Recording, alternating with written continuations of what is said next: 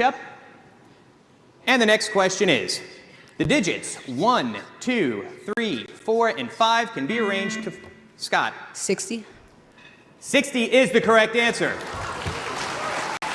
Hey guys, so at the start this question may seem daunting, but I'll help to guide you through this question entirely and explain the concept in details, and at the end I'll tell you a trick that Scott uses to solve this problem in split seconds.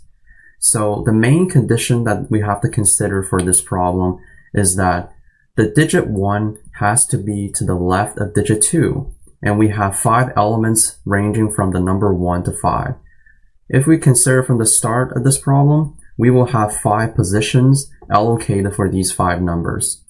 And let's just consider the first situation when 1 is at the start of these 5 elements, and 2 is at the end of the position.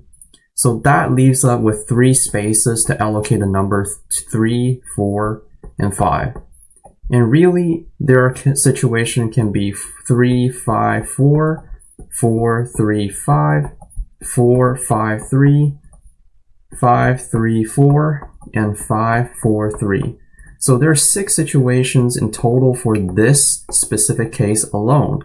But really, the way we calculate this can be simplified into using 3, representing that there can be 3 choices for the first position, and times 2, which means after we taking the first position for one number, we have 2 left remaining. We have 2 numbers remaining. And lastly, we take the last position, which will give us a total of 6 possibilities in this specific situations. Well, that's just for the first situation.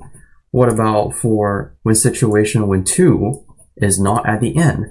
2 can be any other position, like right after 1, or 2 units after 1, or here and here. So that gives us 4 situations in total.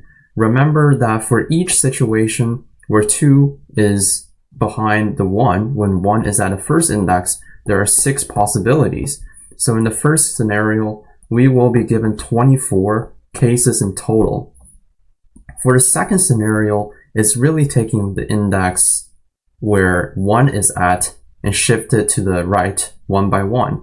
So in the second situation, 1 would just be at the second index, and 2 is actually left with 3 possibilities now. So if we were to start with 2 at the last index again, we will have 3, 4, 5 to be here, here, or here, and of course the position of these can change based on whatever we have. So for 2, it's only going to be having 3 situations now. But for every position of 2 that it can be at, there will be 6 situations again, because there will be 3 times 2 position remaining times 1. So really, the number of possibilities for the second case will be 3 times 6 equal to 18 choices in total. And this pattern actually continues. For instance, with the third situation, we'll have 2 be here, but 1 at a third index. As you can see, the positions that we can place 2 is actually shrinking as the position of 1 is shifting towards the right. Therefore, in this situation, we will only have 2 times 6 equal to 12 situations in total. And in the last scenario, when 1 is actually in the fourth index, 2 can only be here, and therefore it has to be 1 times 6 equals to 6.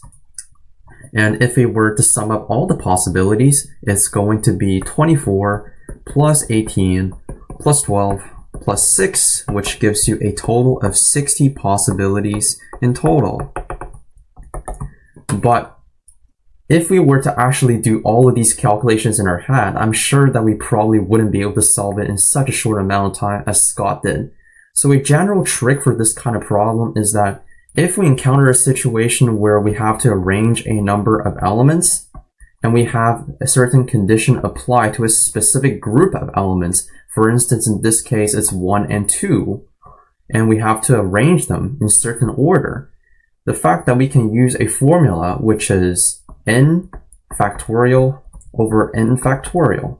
And this n, big N, represents the total number of elements that we are arranging, and the smaller n is actually represent the number of elements that we have a condition applied to.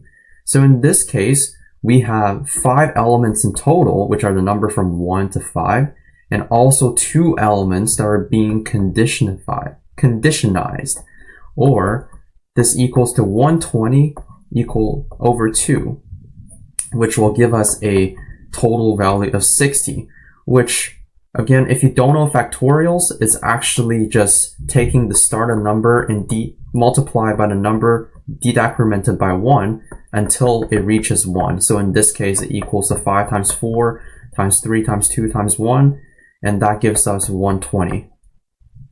So this is how you can solve this problem in such a short amount of time as Scott did. If you find this content to be useful, please subscribe and leave a comment. Also give this video a like.